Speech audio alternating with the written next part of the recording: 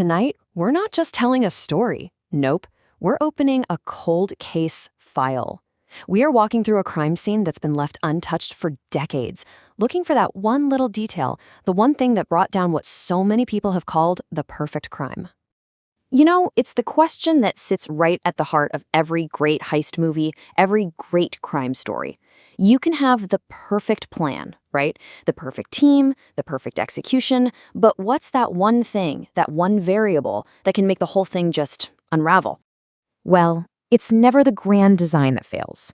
It's almost always something small, something human, something that gets overlooked in the heat of the moment, in the thrill of success. So our investigation, it doesn't start at the railway tracks. It starts here, in the quiet aftermath, inside a remote farmhouse where a group of ghosts celebrated becoming millionaires, and in doing so, they basically signed their own arrest warrants. This right here, this is where the legend of the Great Train Robbery ends, and the real investigation begins. See, the gang was absolutely meticulous on the job, but inside these four walls, they got sloppy. They got careless. Just take a look at the evidence log from Leatherslade Farm. It's not high-tech gadgets or secret codes. We're talking about fingerprints on a ketchup bottle, a thumbprint smudged on a Monopoly board, of all things. In their rush to split the money and just disappear, they left behind this treasure trove of simple human mistakes.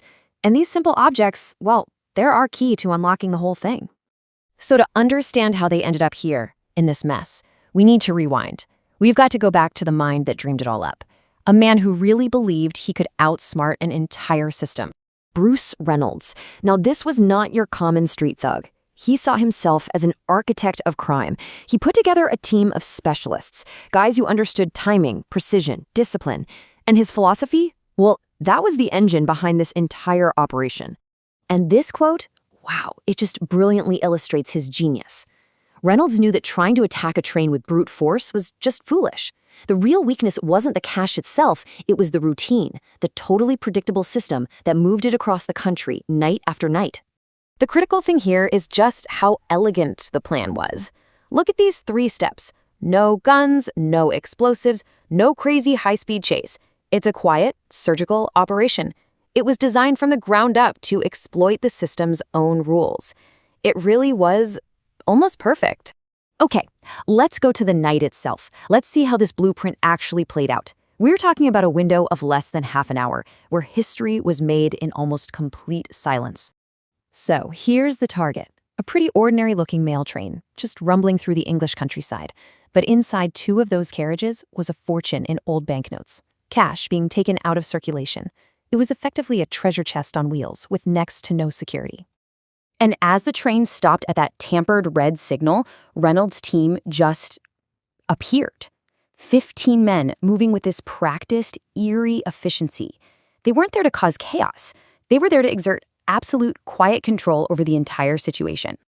This timeline, it just shows you how astonishingly fast they were. From the moment that train stopped to the second they vanished, it was about 20 minutes. That's it. They isolated the valuable carriages, formed a human chain, and unloaded sack after sack of cash. And then, poof, they were gone. And the prize for their 20 minutes of work, a staggering £2.6 million. In today's money, you're looking at over £50 million. They had done it. They had pulled off the most daring and successful robbery in British history. The plan had worked flawlessly. But now, our investigation brings us right back to where we started, back to the farmhouse, where the celebration was kicking off and the seeds of their own downfall were being planted. This is the great irony of the whole story. On the railway, they were this disciplined, invisible force. But back at the hideout, surrounded by millions in cash, they let their guard down. They relaxed. They ate. They drank. They played a board game. They stopped being professionals and became ordinary, careless men. You know, the entire case really boils down to this contrast. On the left, you have the heist, perfect timing, surgical precision. And on the right, the hideout, just a mess of careless mistakes and a whole trail of clues. And that trail, those simple fingerprints, was all the police would need. And this is the thread that unraveled the whole thing. A single print on that Monopoly set was traced, and suddenly one of the ghosts had a name. That name led to another name, and the whole network just crumbled. The perfect crime undone by a board game. So what happened next? What's the lasting legacy of a crime that was so brilliant and, at the same time, a spectacular failure? Well, for the architect Bruce Reynolds and most of his crew, the story didn't end in a blaze of glory. It ended in a courtroom. The reward for their perfect plan? Sentences of 30 years. All that stolen money, every last banknote, couldn't buy them a single day of freedom. But then there was the outlier, the one who really fed the myth. Ronnie Biggs. He escaped just 15 months into his sentence, became this global fugitive, a kind of folk anti-hero, living a famously unapologetic life down in Brazil. His decades on the run absolutely cemented the robbery's place in folklore, creating this legend of defiance that almost overshadowed the cold reality of the crime. When you get right down to it, the most enduring lesson of the Great Train Robbery is pretty simple. There is no such thing as a perfect crime. The media called it the crime of the century, but its perfection was really just an illusion, and it was shattered the moment the celebration began. And that brings us to our final and most crucial point. The blueprint itself was flawless. The system was beaten. But what no plan can ever account for is that sheer release of psychological pressure, for that simple human need to just relax after all that tension snaps.